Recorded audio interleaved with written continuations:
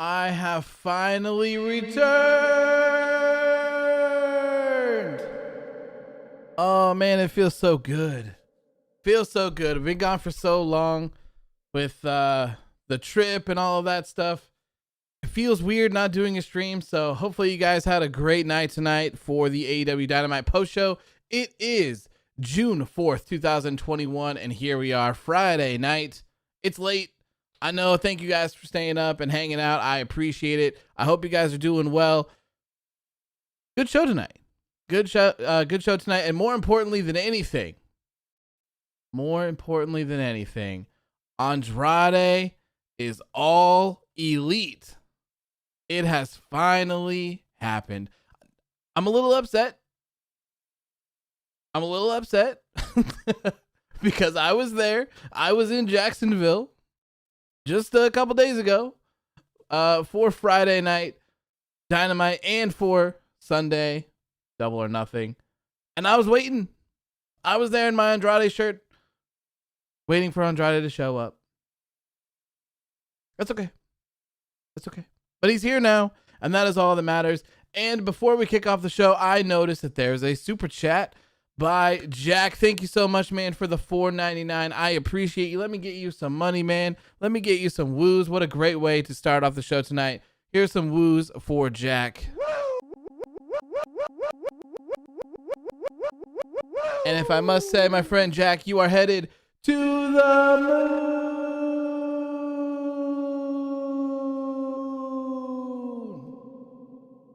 Thank you so much, man. I appreciate you so much. Thank you. So let me take a shout out to everyone who is here. Fickle, thank you so much, man. I appreciate you being at the Phantom Spec gaming stream as well. For Fire Promoter, Tribal King Alpha Werewolf, how are you doing? Father Rollins is here. Says, I have blessed you with Andrade. Thank you, man. We all appreciate that. Alex Silver, only for an AEW stream would I stay up after midnight to just start watching. Thank you, man. I appreciate you. Thank you for staying up. Hopefully you enjoyed the show. Mauricio says someone already disliked the video. Yeah, it's all good. It is all good, man. It doesn't matter. Ashton, how are you doing, my friend? He says, I'm here. This is my apology for missing FFBW. No worries, my friend. No worries. The VOD is up. Chloe says, I stayed up just for the post show. Thank you, Chloe. I appreciate that. Philip is here. My friend, Philip. Pleasure to see you, my friend. Says, my birthday was on May 28th. I am 13. Happy birthday, man. Happy birthday. Glad to see you back. 13 is a good number, man. Still young. Still very young. Ayan, how are you doing? Appreciate you stopping by. Let's see here. Oh God, it just scrolled. Jack, thank you so much again for the super chat. Alex is here. Marcel is here. Maddie is here. Let's see. James is here. How you doing? Good to see you again, my friend. Warrior is here. He says Andrade showed up looking like a superstar. Yes, sir. I agree. I love it. The green suit looked good. And man, we'll talk about this first. So I was sitting here at my computer watching Dynamite. And I hear Vicky come out, and I'm kind of like, okay, you know what? All right. So I'm talking to my fiance, and I hear her say, third generation superstar. And I look over, and I'm like, wait a minute. Wait just a minute here. Third generation superstar? That's not Nyla Rose. It's got to be Andrade. And he walks out. Yes. So happy, man. I'm so excited. Andrade is all elite. It makes sense. This is the place to go. And I hope they do him right. I hope that he's a huge star here, man. This guy has so much potential. It is absolutely insane. WWE squandered all of that. They did not make it work. Now he's here. He says he is ready to be the face of AEW. Face of AEW. I can't wait. I cannot wait. Kenny Omega. Andrade's coming. It was a little odd. I feel like his debut was a little odd. I feel like I maybe it's just me, but I felt like I thought he would debut by attacking Kenny Omega, but this is fine. Came out looking like $1,000,000, man. I'm super, super excited. James says, you want your rent? What do you mean? What do you mean, my friend? Jose says, I can see him holding the AAA and AEW belts. I hope so, man. I hope so. Yeah, I'm excited. I don't know what they're going to do with him. Maybe something on a Rampage. Maybe they're going to have some sort of other titles floating around. I don't know. But I wish him the best. Wish him the best. Ashley says, Andrade El Dripolo. Yes, I like it. I like it a lot. You want $5? I mean, if you want to donate a super chat, you're more than welcome to donate a super chat, but they're not required by any means. They're not required by any means. And I saw something interesting here from Marcel. I don't know if he's still here or not, but he says, I thought this was the weakest Dynamite in a long time. And I'm gonna agree. I didn't feel like this was that great of a show. I don't feel like this was that great of a show. I'm biased, though. So you'll probably hear me say that this is the greatest show of all time because Andrade is finally here. But I feel like this show was pretty weak. I do. And actually, let me pull up the all the matches here. Philip says, was Christian Cage on the show? Yes, sir, he was. He was on the show. He was in a tag team match with Jungle Boy and Private Party. Ashton says, I bet you $20 the Hangman's Baby is going to come out chugging beer. I bet too. But was it better than Raw? I would assume so. I mean, I don't watch Raw anymore, but yeah. I don't think that this was a bad episode by any means. I just don't feel like this is a Dynamite after a pay-per-view. That's all. I feel like a lot more could have happened, and a lot of the stuff that is going on currently in AEW is stuff that we've been seeing for a while. So we've been seeing these feuds. We've been seeing the Inner Circle and the Pinnacle. We've seen Young Bucks and Pac and Penta. We've seen Private Party and all of this stuff kind of go around with Christian. We've seen Sting and Darby and Scorpio and Ethan Page. Let's see here. The Nightmare Factory stuff, Oh, I guess that's the match that I skipped over. Where's that? So we've kind of seen Cody and Anthony Ogogo and QT Marshall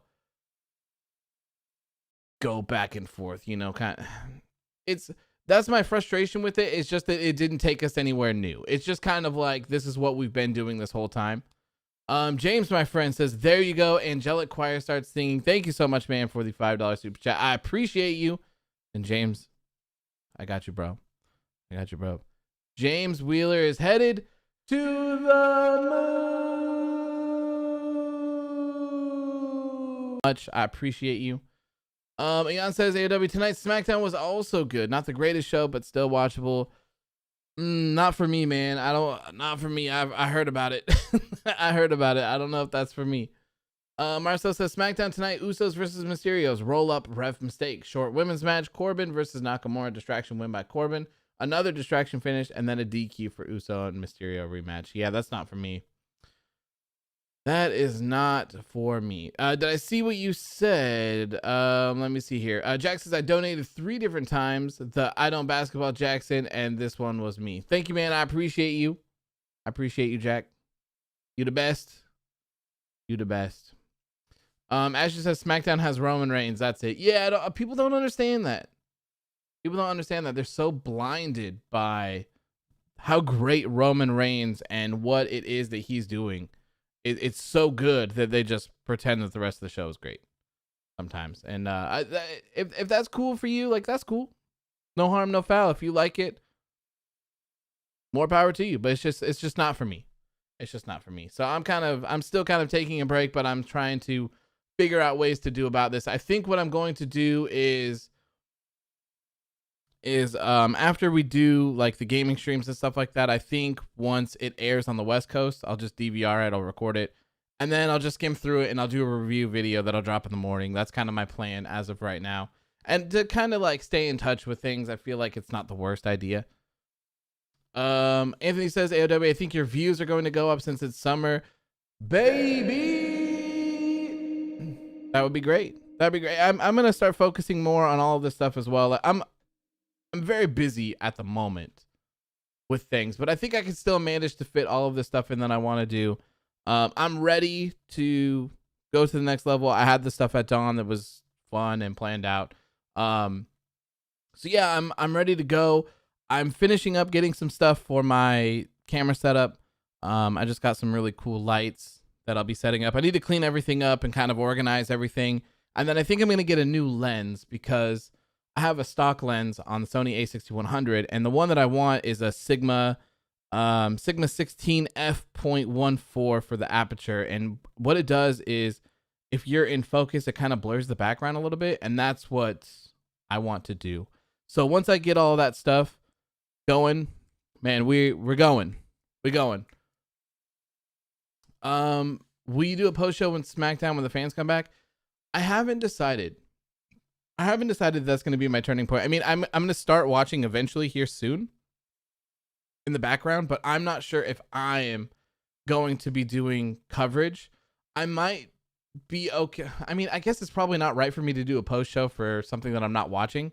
I don't know though. I want to test having live streams, and then I want to test doing videos as well, because if you follow me on Instagram, I did the kind of like questionnaire form, if you will, in my stories for people, and a lot of them were similar. So like one of them was, would you prefer AOW just to remain me or add other people? And it ended up being like 51 to 49, and it was 50-50 for like the most time. So that one is still a little, I don't know. The other one was, do you want live coverage on the actual page or different pages? And I can't remember which one was which, but I explained that into more detail. And then the other one was, how do you prefer to consume your content? Do you like a 1 hour post show, a 2 hour post show, a review video, or some mixture of A and B and C, or A or B and then and C? And most people said A or B and C. And most people voted for an hour post show as opposed to a 2 hour post show. So the goal, one of the things that I'm going to try to be doing is somewhere around an hour and a half for a post show. And then afterwards, probably do like a 10 or 15 minute review video that is actually like a straight up review. There's nothing else involved in it. There's no chit chat. There's nothing else. We'll just go straight to the point and review the actual show in detail. Hour and a half post show. I'm not opposed to it. I'm not opposed to like staying here for 2 hours if it warrants it or whatever. I'm just kind of going by what the little quiz poll thing said. It was an hour.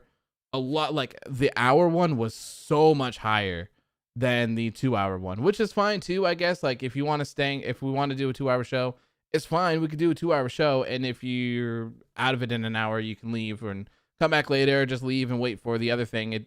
It's all good.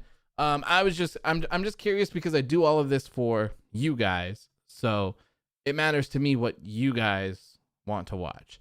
The next one that I did was a poll on how you prefer to consume your content, whether it is someone with a face cam, if it's edited videos, if it is just like an image, like it doesn't matter. And they were all pretty even. So, you know, I don't know. They'll probably just be face cam because it'll be so much easier. So that's why I'm kind of waiting. And if you were here for the game stream that we did earlier on the Phantom Spec channel when we were playing Fire Promoter, the thing that I was saying is that I wanted to try to do a lot more videos and things, because I feel like post shows, and I could be wrong. This is what I said there too. I could be wrong. This is just my feeling, is that I want to start focusing on a lot of content that has not necessarily replayability, but will stand the test of time, I guess, is kind of the words that I'm looking for. So if you're here for the first time and you're like, cool, this Dynamite stream was a lot of fun, or like whatever it is. Yeah. So yeah, we'll go with the post show. So the Dynamite post show was great tonight.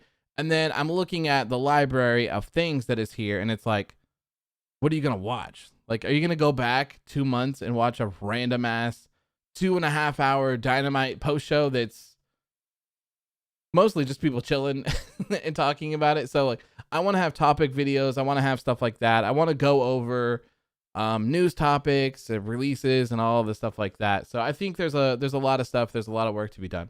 And when Facecam comes in, it'll be a lot easier for me to just like turn that thing on and just be like, yo, what's up? And like just and get going. And I won't have to sit there and because when I do those predictions videos, they take hours. Like those little 10-minute videos, they take like 4 hours to do with the editing, grabbing the assets, making the assets. So it would be so much easier for me to just like turn it on. And if I have a 15-minute predictions video, it'll take me like 20-30 minutes to record it because it's just me. So that's the goal. That's the goal. Skinny says, I want to get a Brit Mac. Yeah, man, Brit Macs. It's so funny.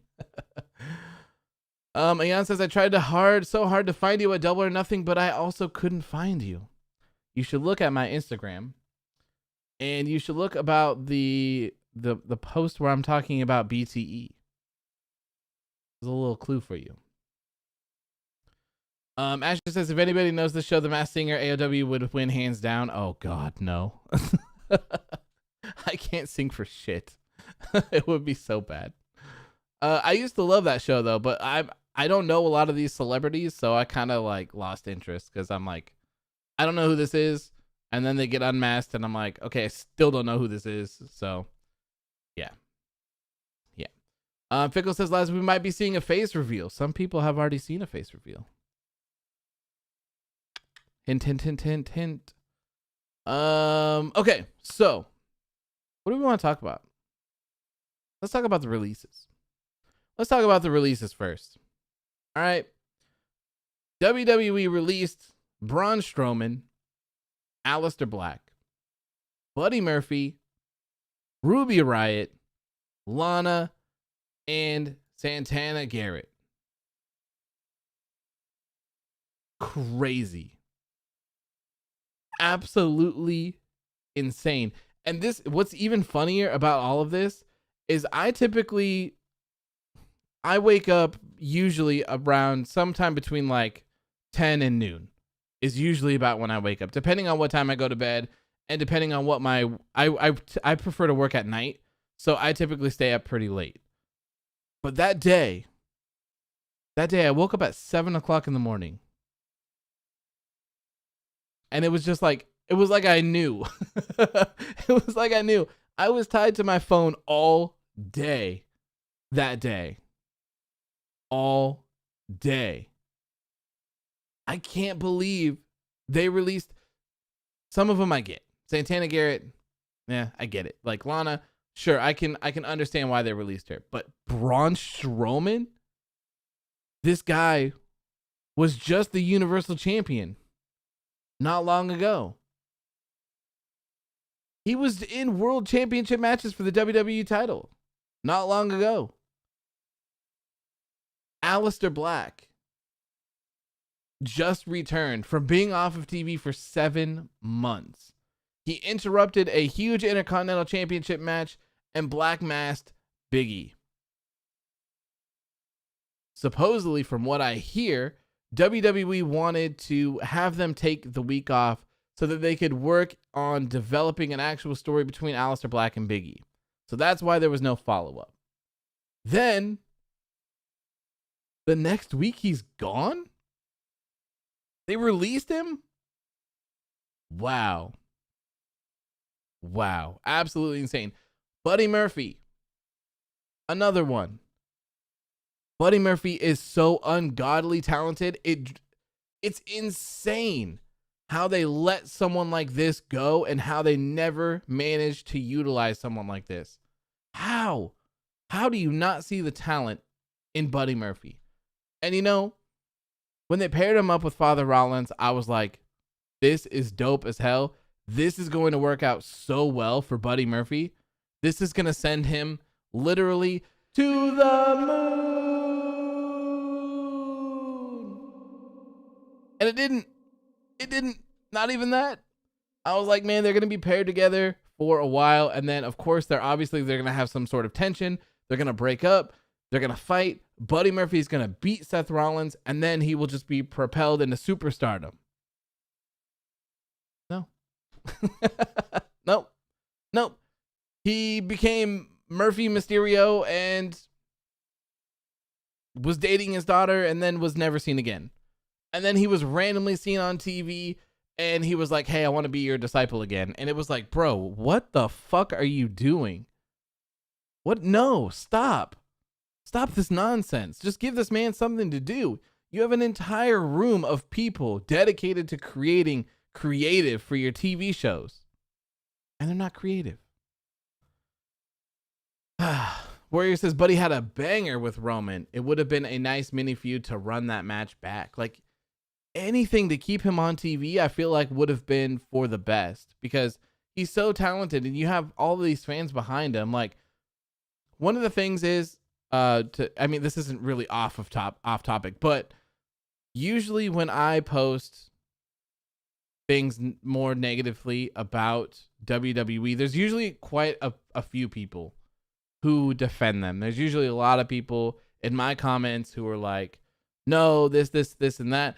After these releases, I really feel like that it changed a lot. Like, most people were like, no, I'm completely done and I am just all elite now. I'm just all elite. Like, I'm so done with all of this. And I don't blame people for not being interested and being fed up with all of this stuff, but it was actually weird to see because, like I said, there's always so many people who are willing to like die for WWE. It's crazy. It's absolutely crazy. Like, Vince McMahon could literally go out on Monday Night Raw and murder someone on live TV. And I could be like, wow, this is not cool. Vince McMahon belongs in prison. And someone will literally comment like, yeah, well, at least it's not as bad as AEW. They have too many tag teams and I'm confused. Like, bro, what? Stop. Just stop. It's crazy. Skinny says AEW should be on HBO Max. I would love that so much because I have HBO Max. I would love it. Aeon says AEW after the releases, I wouldn't be surprised if they release any other big superstars. Someone has said that there's more on the way, so maybe they're waiting till next week. I don't know. Hopefully they're done, but who knows at this point. And we're certainly going to talk about that a little bit more. So next up, we get to the women. Ruby Riott was released.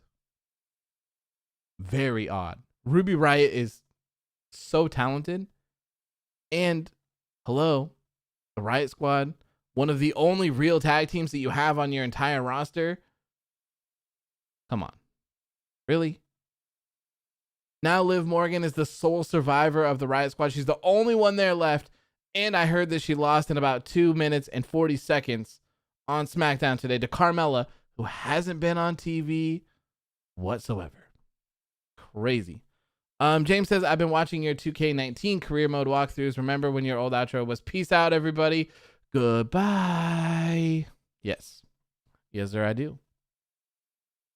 I hope that means we get a Liv Morgan push. LOL, never mind. I know, right? You would think, but who knows, man. Jose says they can't release Dana because that would mean that there's only one tag team in the women's tag team division. It's crazy. It's crazy. Someone told me that there's only 7 active women on the SmackDown roster and that they only have 22 men. Either 22 men or 22 total. I can't remember. Ashton says WWE has no idea what talent is. I know, right? Right? It's insane. Another one that was very shocking to me was Lana. Lana got released, and I can't necessarily say that I'm surprised that Lana got released because I feel like it's always weird when there's people competing in other companies. And you could tell. When Miedo debuted on Dynamite, Lana went through a table for 9 weeks in a row. They made you think that Lana was going to be in some sort of story arc here where she was going to get redemption over Big and Shayna Baszler or whatever, and she was going to become a tag team champion, and there was hope that she was going to win the Royal Rumble. There was hopes that she was going to beat Asuka for the Raw Women's Championship. And they just kind of dangled it. They're just, yeah, this is going to pay off. And then they just magically brought in Charlotte. You could tell. It was a big fuck you to Lana and to Miedo. And the thing for me is that, and I'm going to include Braun Strowman in this as well. So this is for Braun Strowman and for Lana. Even though I completely disliked almost everything that Braun Strowman has done for years, but that's not to say that these two haven't given their complete all to this company. Look at the transformation of Braun Strowman. He's a company man. Look at Lana. Look at what Lana has done to get so much better. No, Lana's not the greatest wrestler in the world, but she tries, and I will never fault someone for trying. Never. I will never fault anyone for trying. These people go in and out, or they do anything and everything that they can to possibly better themselves, and this was something that I wasn't necessarily expecting, especially Braun Strowman, because I personally, I don't think that Braun Strowman is going to go anywhere else. He's probably done, if you ask me. And I believe it was reported from Fightful Select that Braun Strowman was making $1 million a year. $1 million a year. And we're going to touch on that in 2 seconds. Next up, with the last person that was released that day was Santana Garrett. Santana Garrett had a very short stint in NXT. I believe she only had a couple matches, like less than a handful. And then she was gone because she was supposed to debut on SmackDown. That never happened, and she ended up getting released. The same thing happened to Vanessa Bourne.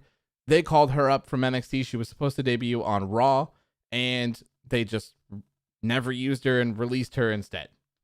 Anthony says Zelina is also back with the company. I don't think she is. I don't think that Zelina is actually back with the company. Dave Meltzer and Sean Ross Sapp from Fightful, both of them said that they don't believe there's a contract. So hopefully nothing is set in stone there. If it is, that is really messed up on the WWE standpoint to let her go, keep her husband, even though he wanted to go to NXT, and then they release him and then they re-sign her. Man, that would not be good. That would not be good. Hoodie says Andrade is in AEW. Yes, sir, he is. Yes, sir, he is. Ayan says, AEW, to be honest, let's just forget this because nothing is gonna. I understand we're all gonna be pissed, but we really expensive it's gonna hire them after this. No, I don't want them to go back. I don't want them to go back. I don't. So for me, I don't ever want anyone to lose their job or their livelihood. And this is a dream for people. And even though these people like Lana per se, maybe, Lana wasn't a 5-star wrestler. She wasn't a multi-time world champion or even a single-time world champion, but it was her dream to be here, and she got here. So it always sucks when you look at it from that aspect of people losing their jobs, losing their dream jobs for that as well, and not necessarily knowing what's next for them. So that always sucks. But on the bright side, it's also great for a couple of these people because Ruby Riott is going to do well. Someone is going to pick up Ruby Riott. And honestly, it's probably in their best interest for AEW to sign Ruby Riott because she's incredible in the ring. She would be a huge asset to their women's division because there's still some weak links in there, and I think that she could help them. Buddy Murphy is going to do well. Someone is going to scoop this man up. I don't care who it is, preferably Impact or AEW. I would love it.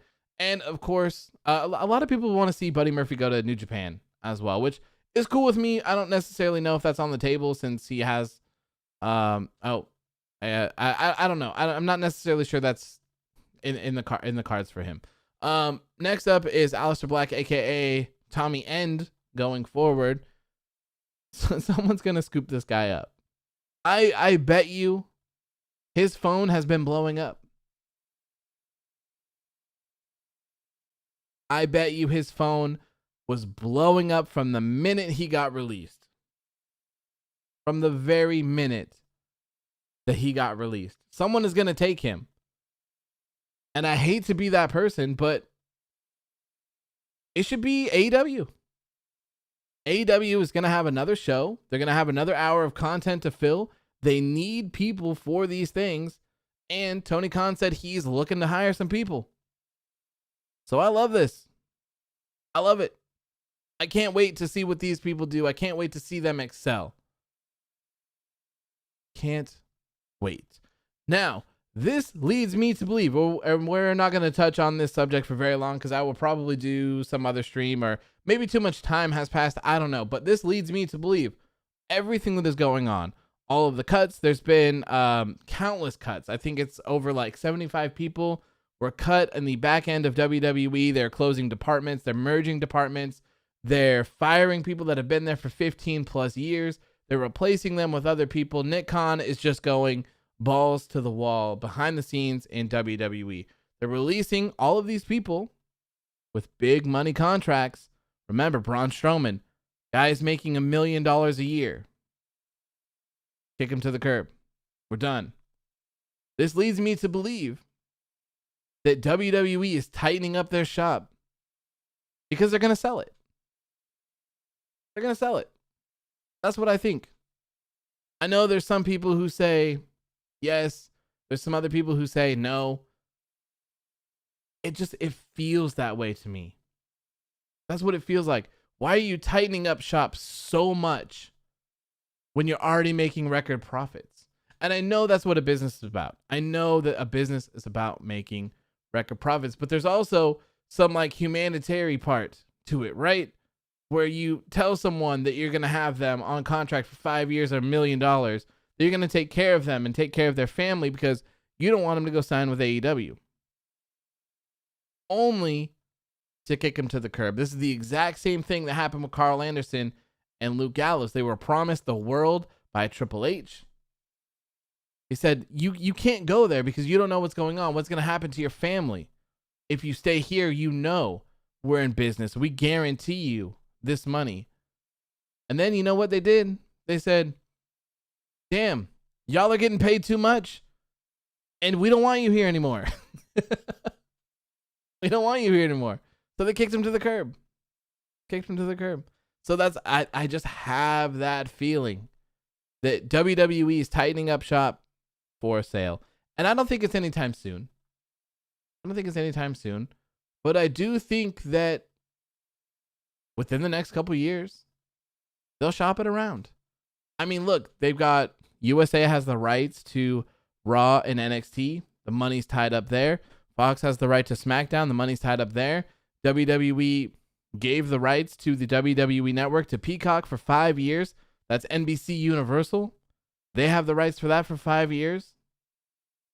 I don't know. What is it? Are people fighting? What is going on? My block button is looking really nice. Just be nice.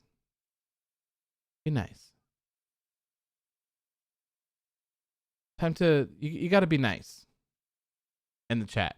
Because I'll start taking care of it if I have to time people out. Gotta be nice, man. We're a friendly community. We're all here to talk about wrestling. Leave the bullshit for Twitter or Instagram. That's not here. James says Ruby Riott was known as Heidi Lovelace in the Indies. Her boyfriend is Jake something from Impact. Oh, I didn't know that they were dating. Interesting. Tribal, you gotta chill, bro. Just chill. Just drop it. We're here to have a show. No arguing. Let's go. All right, so that wraps that up. How about we get to the trip? So I flew to Florida. Me and my fiance went to Florida specifically for Double or Nothing. And it was great. It was absolutely amazing. The flight there was god awful. It took like 12 and a half hours from us to get to Portland to Jacksonville, Florida. It was crazy. I've never traveled like that before in my life. Maddie says taking care of it like Streamlabs took care of my link. Yeah. Yeah. My apologies. So yeah, it took us like 12 and a half hours to get from Portland to Jacksonville. We had a 4-hour layover in Charlotte.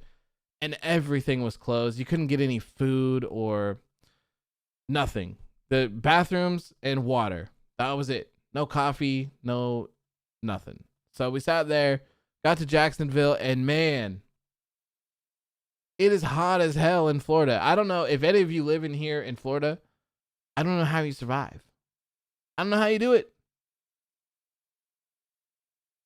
It's insanely hot and insanely humid. The moment those sliding doors opened at the airport and we walked out into Jacksonville, I swear I was sweating. I swear. Up until the minute that I got home, I was dying of sweat. It was so hot.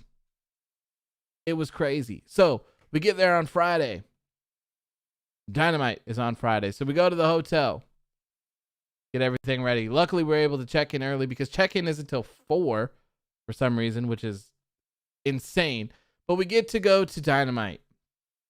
And it was great. It was great. It was a lot of fun. And it, like, Daly's Place is so cool, by the way. Like, one of the things that I wanted to do was I wanted to go to a Dynamite, and I always wanted to go to Daly's Place since I saw them be there. And it was so cool, man. It was so cool. Daly's Place is amazing.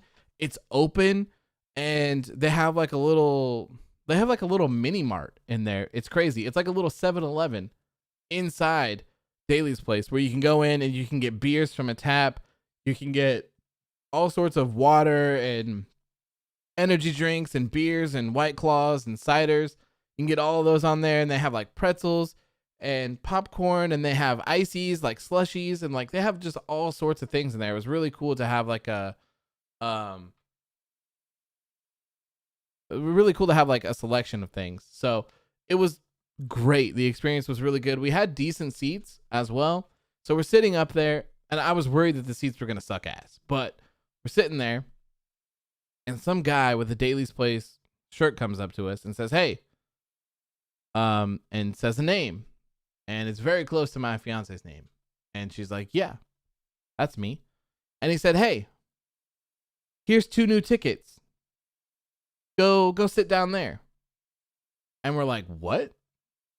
Why?" And he's like, "You're the one that messaged me on Twitter, right? You're the one that messaged Daly's Place." And we're like, "No, we did not message Daly's Place. We did not tweet Daly's Place or anything." And he said, he looked at his phone, he looked at the message, and he's like, they said that they were in these seats. And then he said, "You know what? Fuck it. Just take them." Just take them. So that's why we got better seats. I don't know. Someone was complaining about something, and they said that they were in our seats, but they were not in our seats. So we got to move to the front row. We were sitting next to the Nightmare family, all the people from that. That was really cool. That was a lot of fun. And Dynamite was just a lot of fun. It was a lot of fun. Maddie says, "I meant to ask, why did you go to North Carolina to get to Florida, or did I miss something? There are like 5 states in between North Carolina and Florida." It's just the way that the flight is. There's no direct flights from Portland to Florida. So we had to stop in North Carolina for a 4-hour layover. And then on the way back, we had to stop at Dallas, that's coming up. I got some beef with Dallas Airport specifically. James says, "I heard Tony Khan gets the AEW locker room stacked with White Claw and Whoppers from Burger King." Well, Britt Baker's not going to be very happy about that. Ashley says, "I would have taken the tickets without hesitation." I mean, we did take them, but it was just weird. It was just weird that he was just handing us tickets, because we were just like, why? I didn't want to like take it away from someone or anything. And so we go up and we sit there and yada, yada, yada. And then show was great, right? We get home, or not home. We go to the hotel. We get there at about midnight. And man, we got to wake up at like 4. So we leave, we get some food from, I can't remember Whataburger. We went to Whataburger. and then went back to the hotel at like 1:30 or something like that, and woke up at 5 and drove 2.5 hours until we got to Orlando, and we went to Universal Studios. We were there for 12.5 hours. It was amazing. It was so much fun. Universal Studios was great, but it was hotter than shit. Hot. It was crazy. Just nonstop sweating. Then we drive 2.5 hours back, get some food, go to the hotel, sleep. We don't get to the hotel till like 3-4 o'clock in the morning or something like that. And sleep until pretty much Double or Nothing. And Double or Nothing was so much fun, man. I can't believe it. We got there and we were a part of a tailgate party at Daly's place before, so we got to meet a lot of cool people. It was a lot of fun, just hanging out and chatting with people like the world was normal again. It was crazy, absolutely crazy. Double or Nothing, amazing. I did not know that I was sitting front row. There was no one in front of me. There was not a single person in front of me. It was amazing. Absolutely amazing. The show was great. Everyone walked right in front of me on the ramp to go to the ring. Our seats were incredible. Absolutely incredible. Such a good show. I'm sitting there in my Andrade shirt. I'm ready for this man to show up. He never did, unfortunately, but it was a lot of fun. Double or Nothing was great.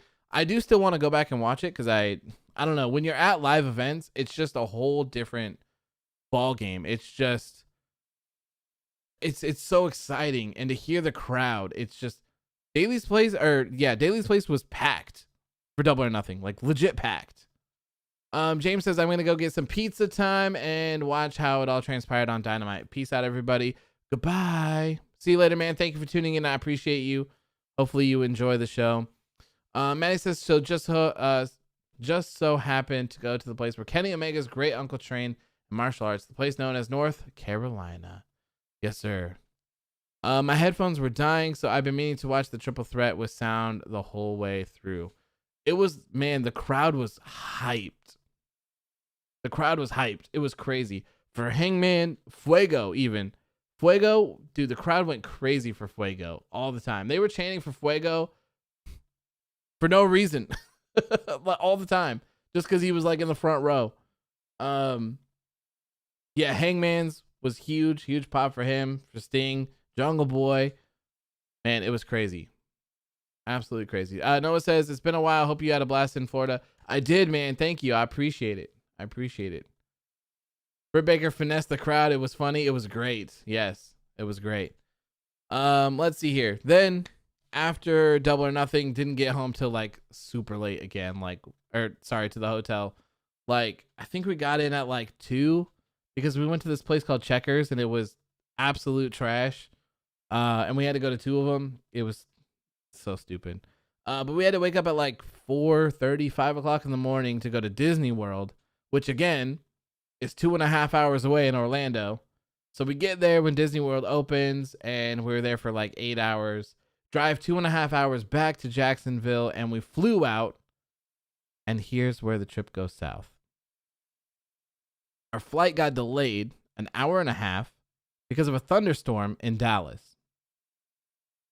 And the problem is that our flight landed at 10:16, and our other flight left at 10:36. So you can see this as a problem when we have no time to go to our other flight. So the guy's like, look, it's a thunderstorm. Everything else is delayed. I assure you that your flight is going to be delayed. And we're not even going to worry about rescheduling people because we're 99.999999999% positive they'll make it. So we say, okay. Our flight never gets delayed. Never. So the pilot says, hey, we made it to Dallas 30 minutes early. Yay. Everyone can make their connecting flights. We land in Dallas. And some other airplane had pulled into our terminal and was parked. which seems like a huge problem to me. That seems really unsafe to have planes in places where they're not supposed to be, especially when it wasn't busy. So we're like, okay, it's cool. We have 30 minutes, right? It's fine. And we sit there. We don't move for 45 minutes. Just sitting there waiting for a plane to get out of our spot when we probably could have just pulled into another spot. Then we finally pull in and the flight gets delayed. Thank God. So we have like 20 minutes to get to it before it takes off. This plane is already boarding. It's already boarding. Ian says, I'm going to call it for the night. Had a really good time seeing you again back at the channel. See you soon. Thank you, man. And I did see your message.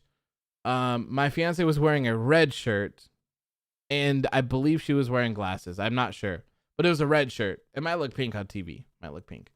So yeah, our flight is boarding as we're still fucking on the runway. And I'm like, I push this little button to call them. I'm like, hey, our plane is like boarding. So is there any way we're sitting on the very back of the plane, by the way, the very last seats, like we're up against the bathrooms. And I'm like, yo, can we get off of this plane first? Because our next flight is already boarding and there's no way we're going to make it. There's no way. And she's like, no, no, you can't.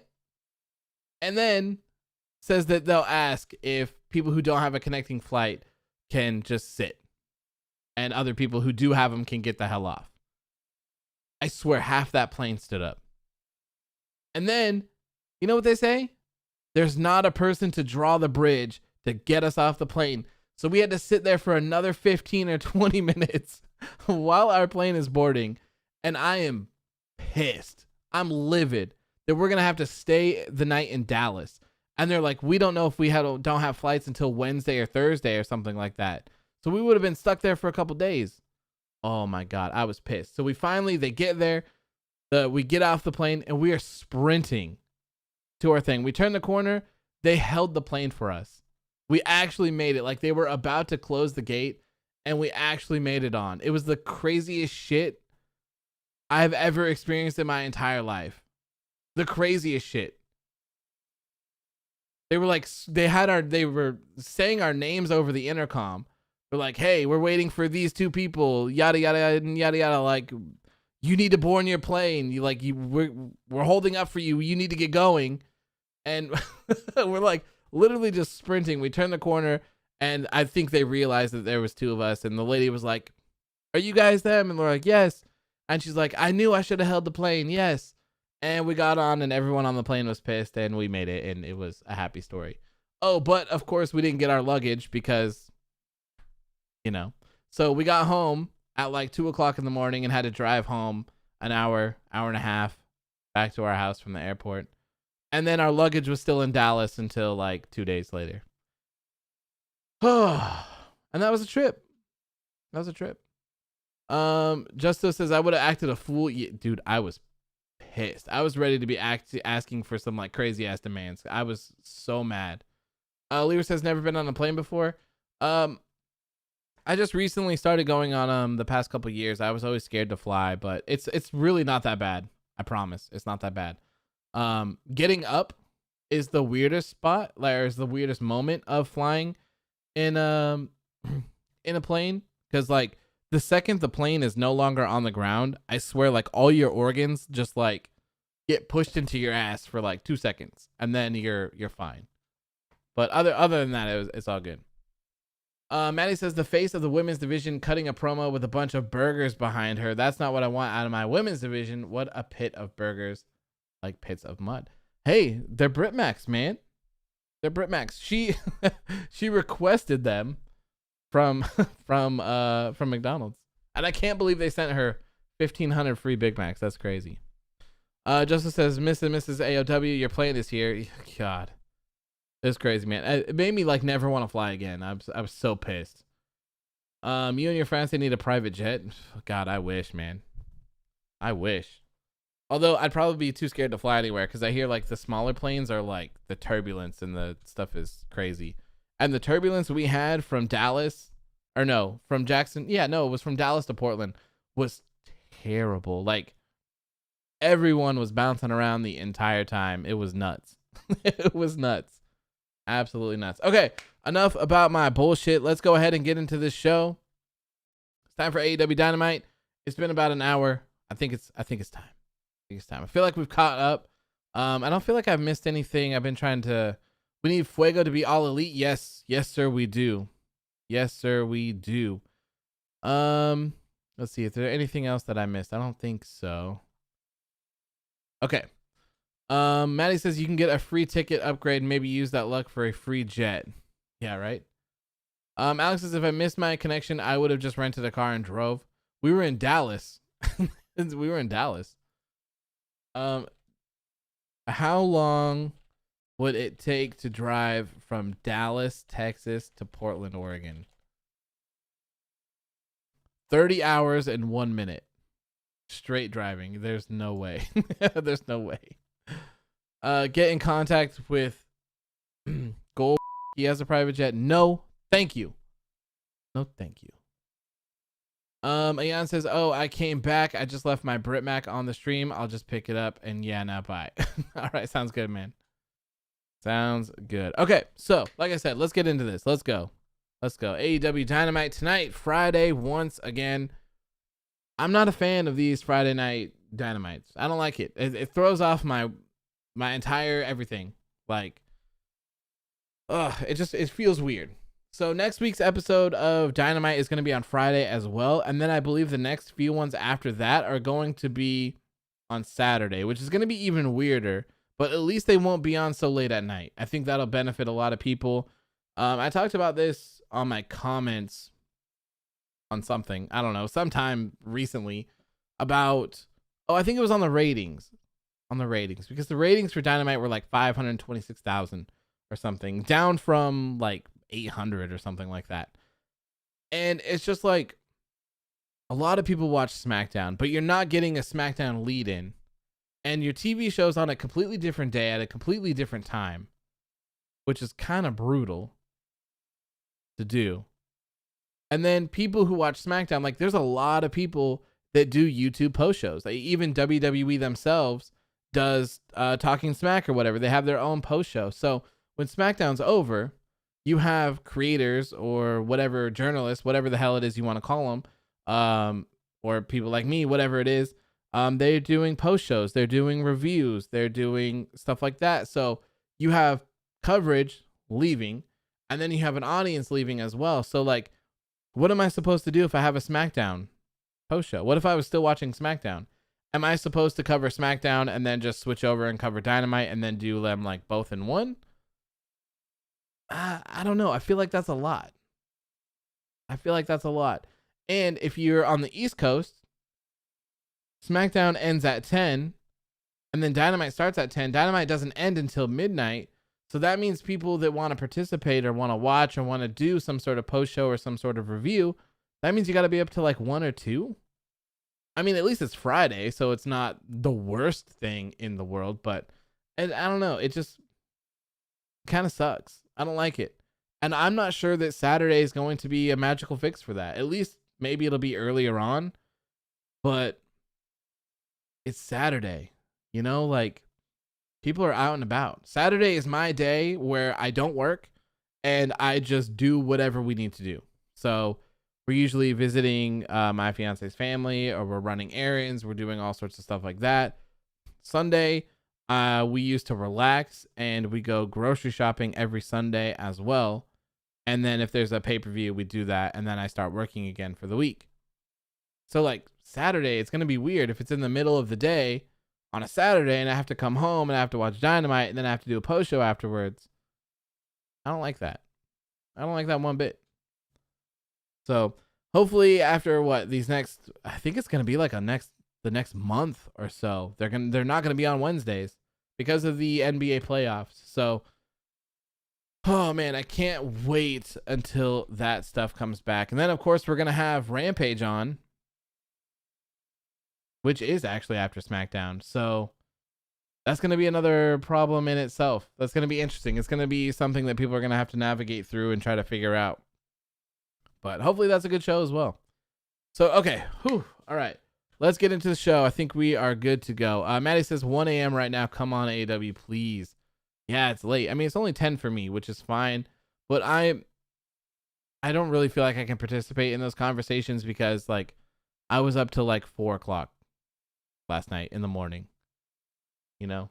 I've always been a night person and not a morning person. So I stay up very late. So it's fine for me, but a lot of other people, I feel like it sucks. Justice says, I wish they would do what SmackDown did and switch channels for the night. Thankfully, TBS isn't an NBA channel. Yeah, that would have been preferable if they could do that. I don't know if they have.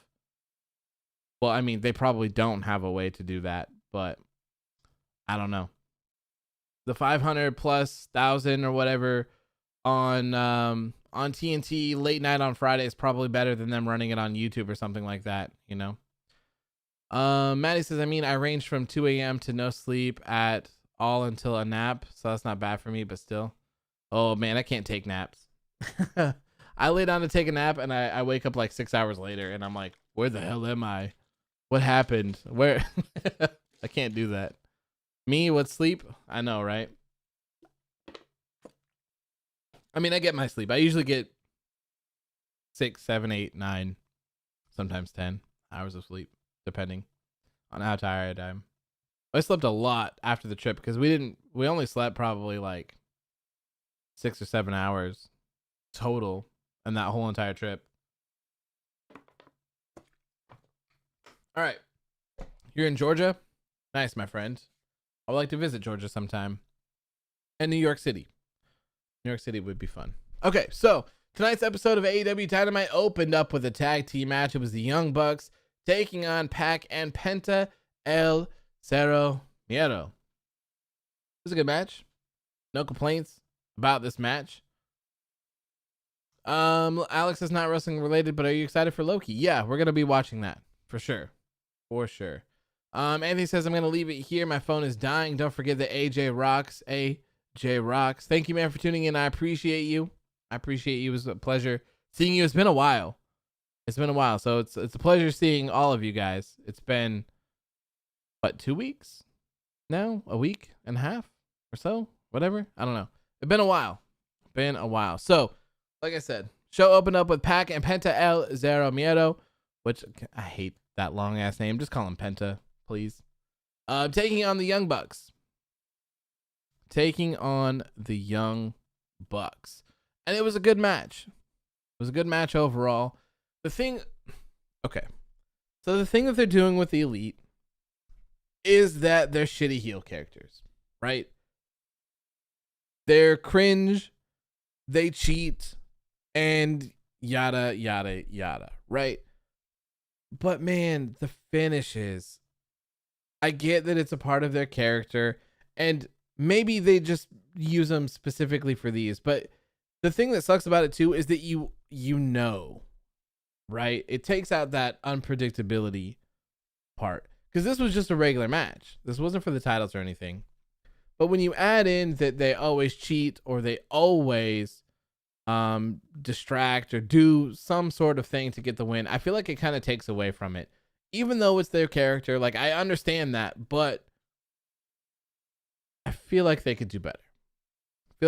In fact, the first 2 matches of the night tonight ended with a distraction finish, which is not my cup of tea. But AEW and NXT, they're still great shows.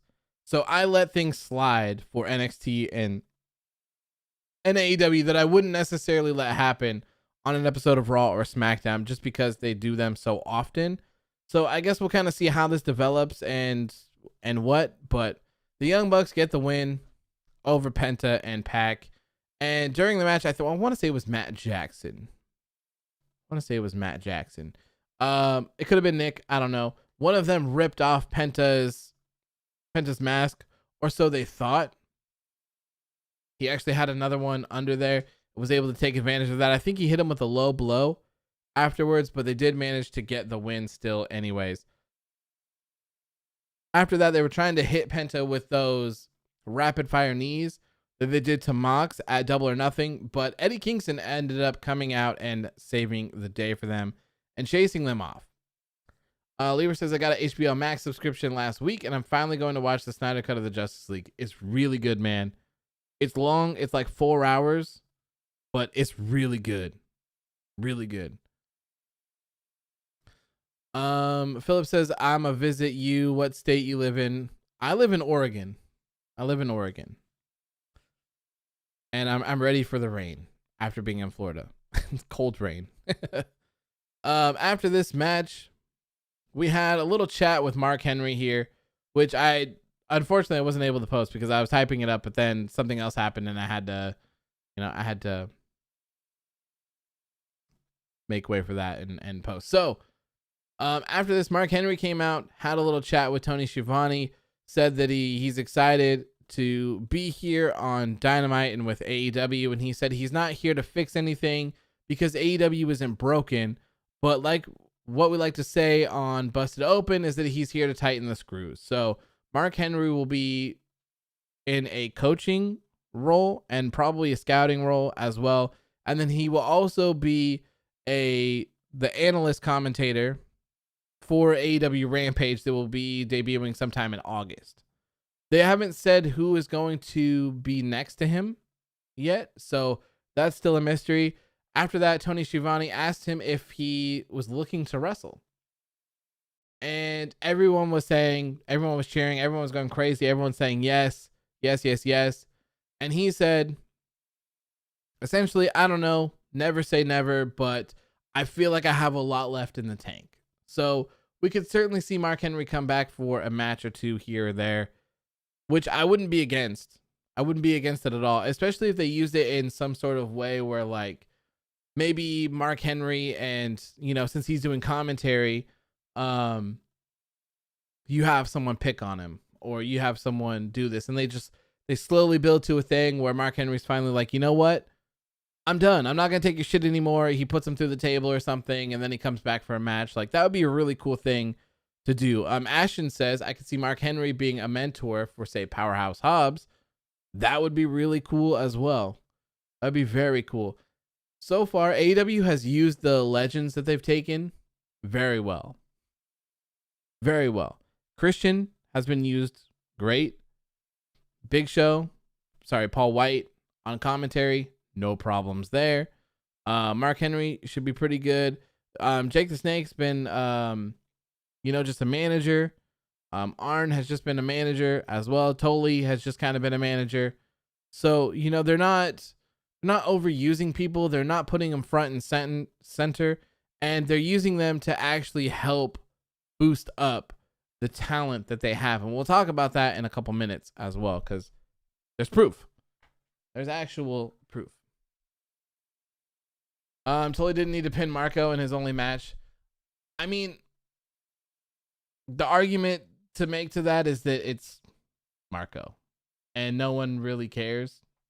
I feel like most of the people, when Marco's wrestling, they're just talking shit about him. But I don't know. Maybe I'm wrong. I don't know. Would I visit Georgia? I would love to visit Georgia sometime. I would love to. Next up after this, Vicky interrupted what was going on. And like I was telling you earlier at the beginning of the show, I saw Vicky and I was like, man, this is probably going to be some Nyla Rose stuff. And I'm not really into that. So I was talking to my fiance and I heard her say, third generation superstar. And I stopped. I looked over at my monitor. I'm like, that's not Nyla Rose. Nyla Rose is certainly not a third generation superstar. And I look back at my fiance and I'm like, you know who is a third generation superstar? And she said it. She said Andrade. And I'm like, bro, what? No music, no nothing. He just comes out wearing a green suit, looking like $1 million. I jump out of my seat. and excitement. Andrade is All Elite. He's here. He's finally here. A couple days too late, mind you, because I would have loved to have been here for this, but he's finally here. He's finally here. I know a lot of people were saying that he might go to Ring of Honor to be with Rush and yada, yada, yada, but I'm telling you, man, AEW is number 2.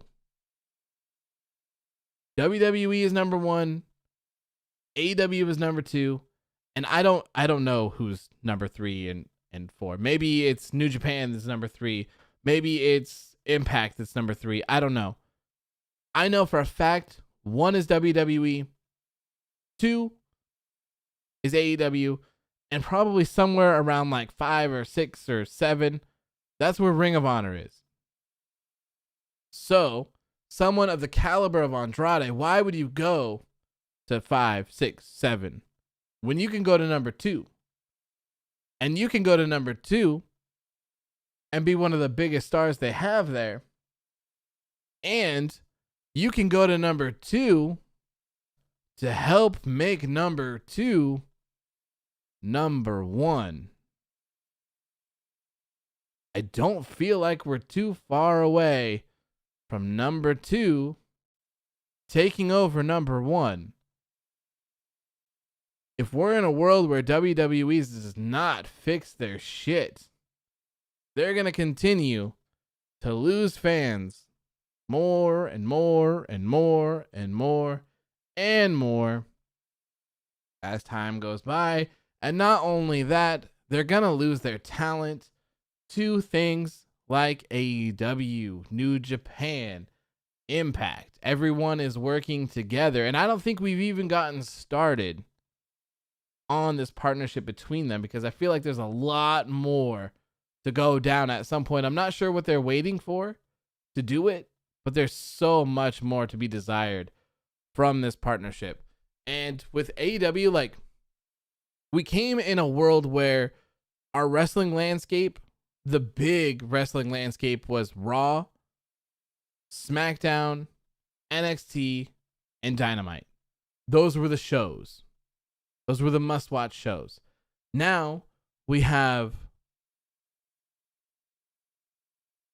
Raw, SmackDown, and NXT. That's 3 shows for WWE. For AEW diehards, you have Dynamite, AEW Dark, AEW Dark Elevation, and in 2 months, you're going to have Rampage as well.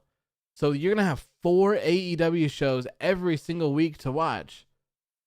Casuals, or, more normal-ish consumers will watch Dynamite and Rampage. And the more diehard fans will watch Dark and Dark Elevation. So that's Monday, Tuesday, Wednesday, and Friday. All AEW content. It's a lot. And if you cut out WWE, you can still watch wrestling on Monday, Tuesday, and Wednesday with AEW, Thursday for Impact, and Friday for Rampage. It's an interesting landscape we're in. It's a very interesting landscape.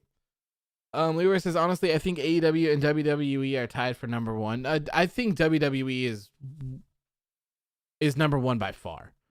I think that they're going to have to continue to dive down in this for another year or 2 or maybe 3, and AEW will take them over if that's the case.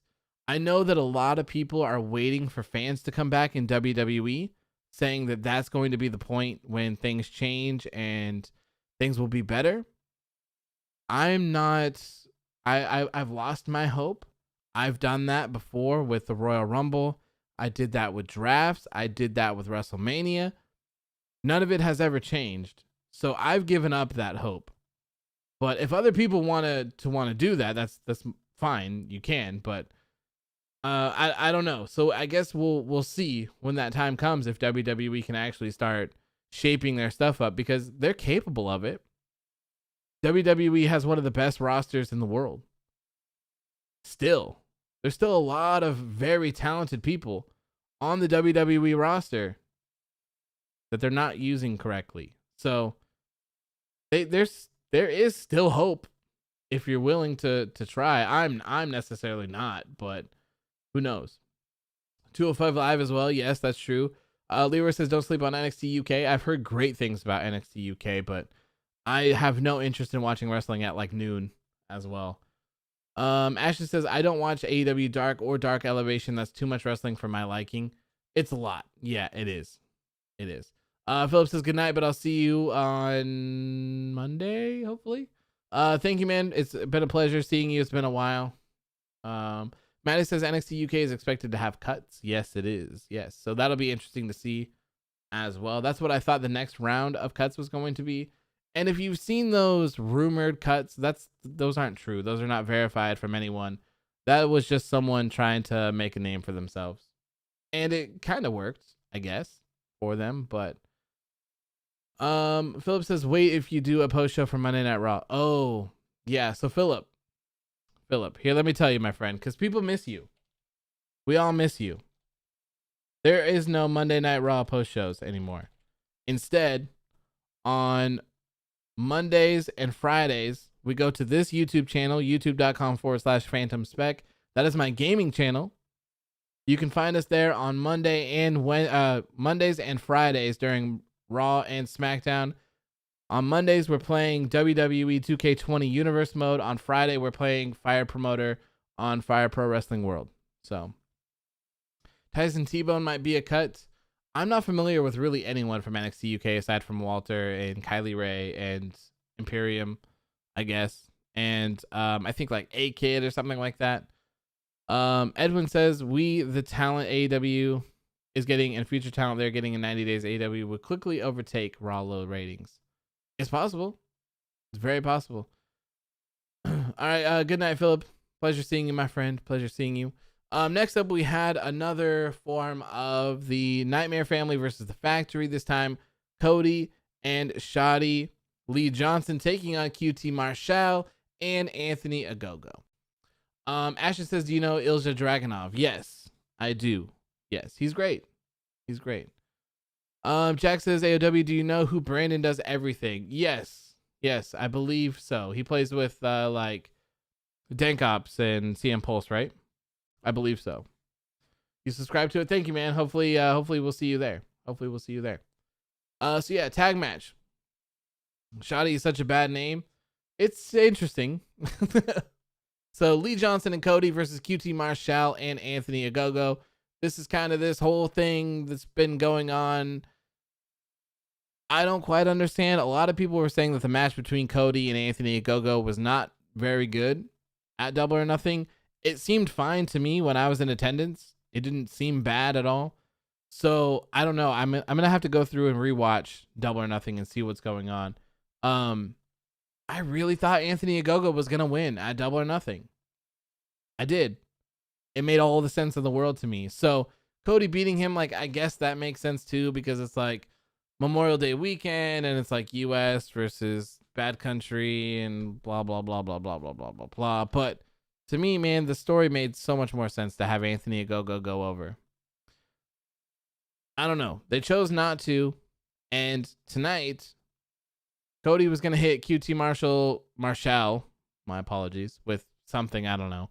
And Anthony Ogogo came in and punched him right in the face, knocked him out. QT Marshall laid down on Cody, got the 1-2-3. So QT pinned Cody, and QT and Anthony Ogogo won the match.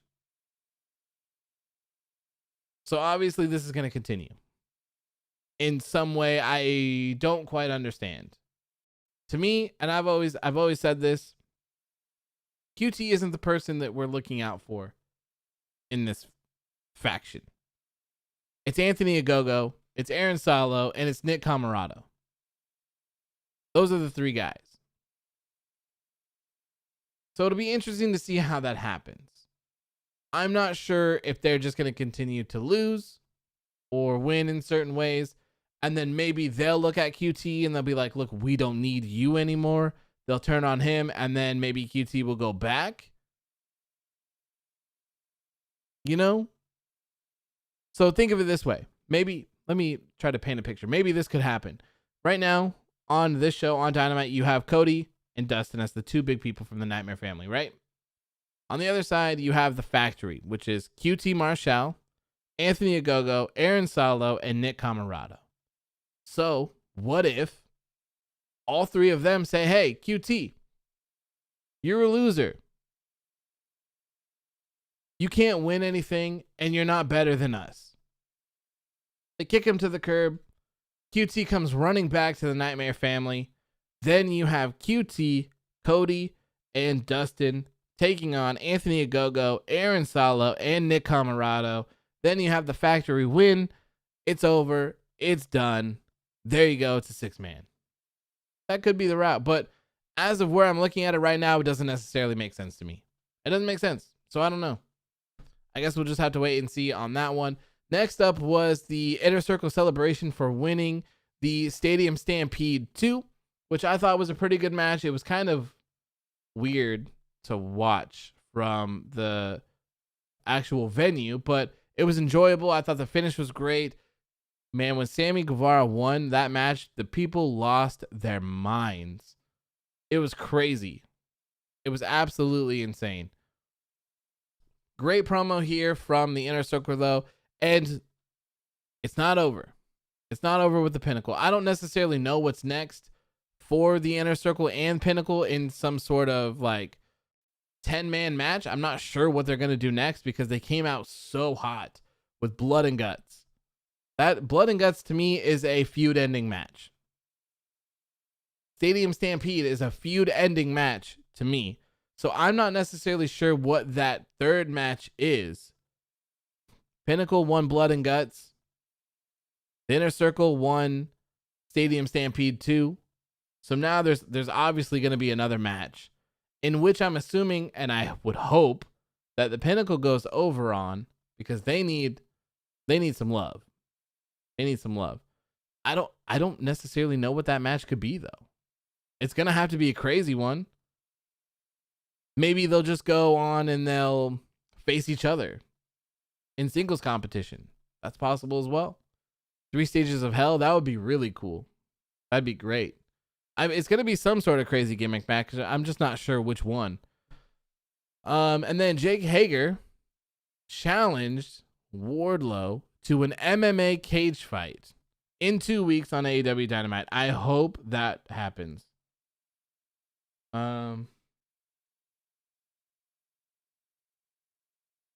That will be amazing. Absolutely amazing. I'm very looking forward to that. A cage match with Wardlow and Jake Hager fighting each other? Yes. Sign me up. Sign me up. And maybe this is the way that they make Wardlow look great. Because I think that Wardlow is going to be a hidden gem in AEW. That guy, keep your eyes on Wardlow. I swear. Keep your eyes on Wardlow. Chris Jericho, oh, I guess this happened before. Chris Jericho gifted some of the crowd these Inner Circle Stadium Stampede winner t-shirts. There was someone in my comments earlier saying that not everyone got them. It was just the stage people and then the people that were in the very front row that got them. So not everyone, but still a cool thing. Still a cool thing. Ashton says, does that mean they're going to legit fight each other? I don't think so. No. I mean, they'll probably make it look like it. Some of them will probably take a couple shots here and there, but I don't see it being actually real. Next up, we saw Don Callis and Kenny Omega backstage. Don Callis acting a fool, sitting here trying to touch a TV with his hands, acting like he was changing controls on some sort of like volume thing. That was pretty funny. And they did Jungle Boy's theme song, which was great as well. Next up, we had a tag team match. Christian Cage teaming up with Jungle Boy to take on Private Party. I thought this was a good match. It's odd to see Private Party wrestling in clothes. Now, I'm not quite sure when they started doing that or why they started doing that. Maybe that's a dark thing or maybe that's an elevation thing or something. I'm not quite sure. It's odd, but whatever. I thought this match was enjoyable. The 5-second pose stuff was great.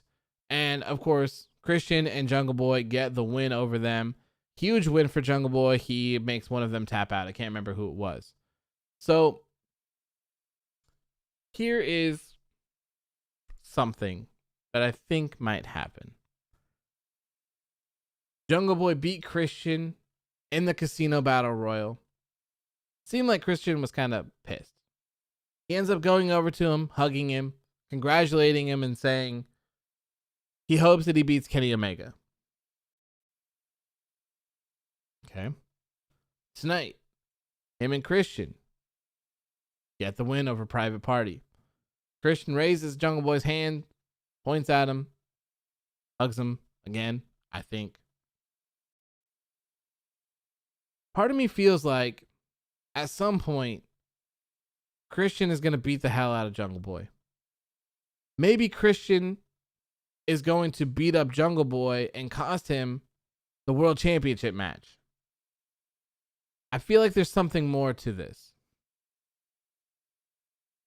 Maybe Christian and Matt Hardy will have this tiny little feud over the next week or 2, 3. Because I think Jungle Boy and Kenny Omega is not for 3 more weeks. 3 weeks. So maybe that happens. And then we have a Christian and Jungle Boy feud. Christian and Jungle Boy can put on a banger. Jungle Boy can go over and get even more over. The crowd went batshit crazy for Jungle Boy when he came out on Dark. Went crazy for him when he came out on Double or Nothing. Went crazy for him when he won the Casino Battle Royal as well. Fans are behind Jungle Boy. So I don't know. I feel like maybe it's just me. I don't know. It feels like something's going to happen between them. That's all. Feels like something's going to happen. Maddie says, I definitely missed Face Private Party. Me too. I don't think the Hardy family office is, I mean, it's not the worst thing, but I don't know. Jungle Boy might be more over than Orange Cassidy. Man, Orange Cassidy was over as well. It's crazy. Absolutely crazy. Next up was another segment here with Sting and Darby Allin after their fantastic match at Double or Nothing against Scorpio Sky and Ethan Page. While they were giving, I guess Sting was doing a promo, Scorpio Sky and Ethan Page showed up on the Titantron above the crowd and said that Sting is great, yada, yada, yada, but Darby Allin sucks, and that Sting has been carrying him through his entire run in AEW. It's everything that Darby has done is because of Sting. His entire AEW career is dedicated to Sting, helping him out. So they said, hey, Darby, we challenge you to a tag team match, with the catch being that you can't tag with Sting. You have to pick someone else to be your partner. I don't know when this match is going to happen. They didn't announce it for next week, so maybe it's not going to happen then. Darby didn't get a chance to speak before they went away. So I'm just wondering, who is this mystery partner? Who is this mystery partner for Darby Allin? Is this where we're going to see Darby and the Dark Order work together? Is it going to be 10? Going to be John Silver? Maybe when John Silver is cleared to wrestle, he'll partner with him. I don't know. I mean, 10 seems like the most logical one because he's not in a tag team and he's over. He's popular. So I don't know. Ashley says, look at you, AEW, helping out Darby Allin. I do my best. You know. Anything I can for Lil Bro. For Lil Bro. Next up, we had a championship celebration for Britt Baker DMD. And I'm not going to lie. This new championship looks much better. Much better. It looks normal now. It looks normal. It fits her body. It doesn't look so tiny. It's perfect. I love it. I love that they finally done that. That change was great. I just wish. Oh yeah, I wasn't here for that. So I'll tell you. I wish that they wouldn't have given this championship to Shida. They should have had the year celebration, and that would have been great. Britt could have ruined it, did whatever she needed to do. I don't care. Don't give Shida this new championship. Save it for this championship celebration. Have Britt come out with it with the little one and say, hey, this is too small. This is not, I don't want this shit. I don't want this garbage. This is too small. This is not good enough. So I went to Tony Khan and I complained and I did what I did. And he said, since I'm the best wrestler in the world and I'm the #1 draw for AEW and I'm the best women's wrestler that they have on the roster, yada, yada, yada, yada, yada, talkie, whatever Britt Baker needs to do. And then they give her a new title. I feel like that would have been so much better, especially since it was so obvious that Shida was losing. I don't know. It just didn't make sense to me.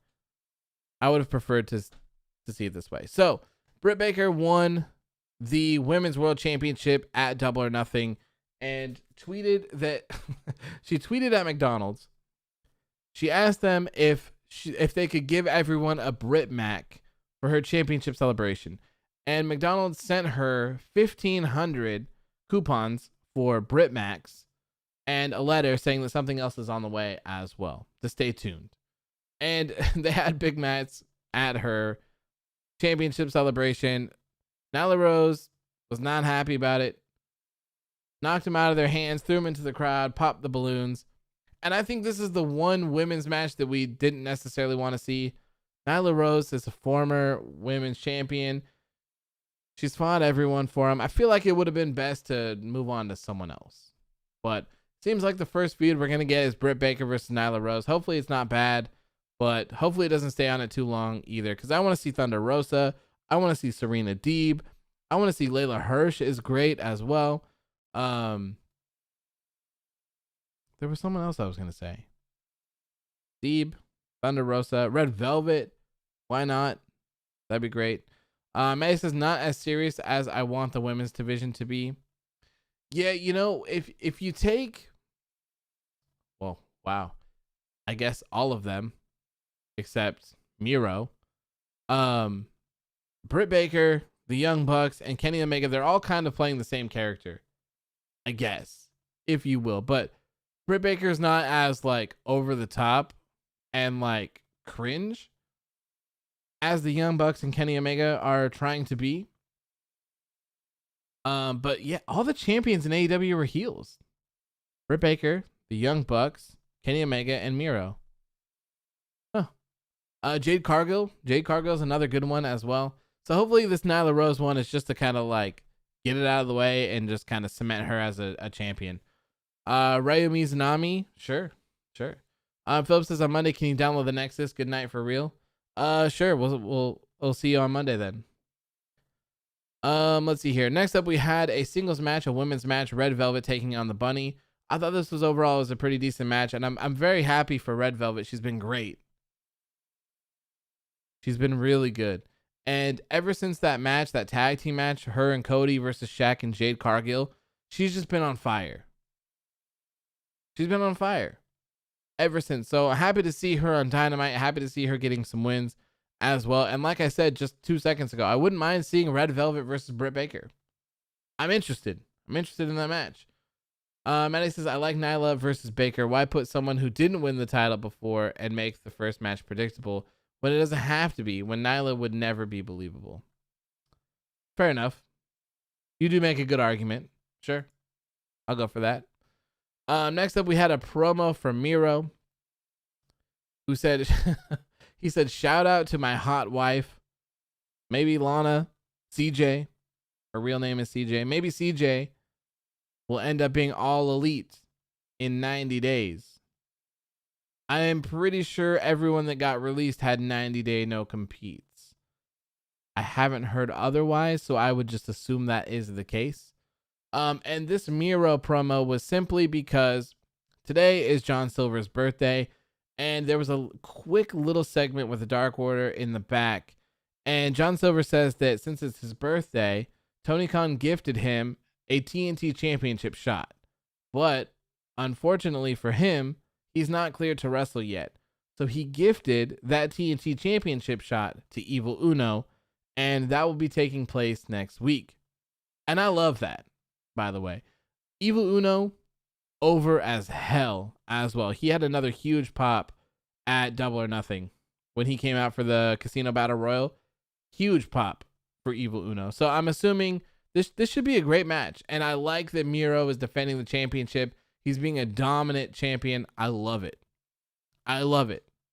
I love all of this. This is the Miedo that everyone has been waiting for. All the gaming stuff that everyone bitched about. This is the Miedo that everyone has been wanting. He's finally here. And I'm very excited for it. I'm still so happy that Miedo is in AEW. And more importantly, I'm happy that Miedo is being dominant and is a champion already.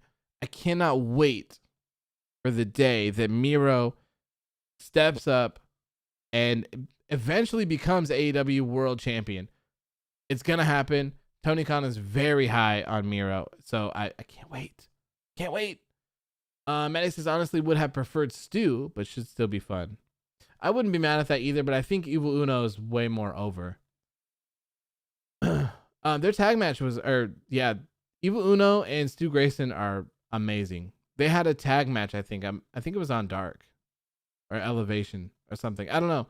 I watched them in a tag match this weekend, and they were very good. Very good. Or last weekend. Sorry. Ashley says, I wish they would use him more as a leader of the Dark Order. He sort of was before Brody Lee stepped in. That's true. Yeah. I saw John Silver said that they don't want another leader or anything like that because it's Brody and he was perfect. He tweeted that the other day. Okay. So AEW revealed they will be on airing on Friday again next week at 10. And the matches scheduled for that show is Miedo defending his TNT Championship against Evil Uno. The Young Bucks and Brandon Cutler will be taking on Pac, Penta, El Zero Miedo, and Eddie Kingston in a 6-man. And Hangman Page and the Dark Order's 10 will be taking on Brian Cage and Powerhouse Hobbs. I can already tell you how this one's going to go. Hangman and 10 are going to get the win. And Brian Cage and Powerhouse Hobbs are going to get into it in some shape or form. And Brian Cage is going to turn face and leave Team Taz. That's how that's going to go. Maybe not all in that night, but that is certainly where that is headed. Next up was Dustin Rhodes versus Nick Comoroto. I can't remember what they called this match, but they had a rope tied to each other and there was like a bell on it or something like that. They beat the hell out of each other. Nick Comoroto got busted open as pretty early on in the match and was bleeding. I felt like this was an interesting main event, and I'm assuming it was the main event because it's more of a violent type match and it's the gimmick match. Ashley says bull rope. Yes, I think you're right. Yes, that's the word right there. So this was a bull rope match. I thought this was weird as the main event. So for me, I was expecting something crazy to happen. I was waiting for some sort of run-in, some sort of debut of some sorts. That didn't happen, which leads me to believe that they probably just put it here because it was violent. And Tony Khan says that he loves Dustin Rhodes. It's one of his favorite wrestlers of all time, so maybe that's part of it as well. Overall, I thought it was a good match. Dustin Rhodes gets the win over Nick Comoroto. So at the end of the day, that gives us Nightmare Family 1 and the Factory 1. They're tied against each other. So I'm assuming we will continue to see these matches happen between the Factory and between the Nightmare Family until we get to the end of it. I think that Anthony Ogogo looks great. I don't think we've seen a match with Aaron Solo yet, unless it's been on Dark or Elevation. So maybe that's coming up soon. And Nick Comoroto's crazy looking, man. Like his body, he reminds me of the Ultimate Warrior, especially with the tassels. Maybe that's all that it is, but he reminds me of the Ultimate Warrior so much. And I think that these three guys, at least those two, are going to be breakouts in this company. Now it's time for Aaron Solo to have a singles match. It is. We need to see what he can do in a singles match. That's what we need to see.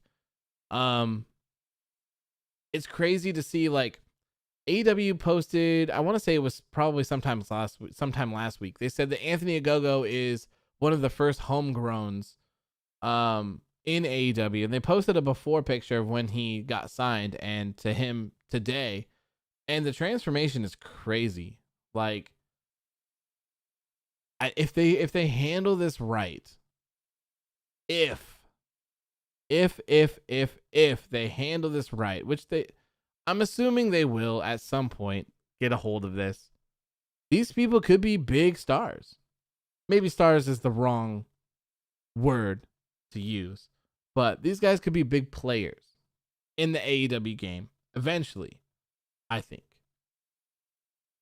So it'll be interesting. Nick Camarado says he looks like a modern day Bruiser Brody. I've heard that comparison as well. I've heard people say that he's just a mixture of both of them as well. So I don't know. It'll be interesting to see what happens with this, because I don't know. Like we were saying earlier when we were talking about that tag match, I don't know what they're doing. I'm so confused at this point.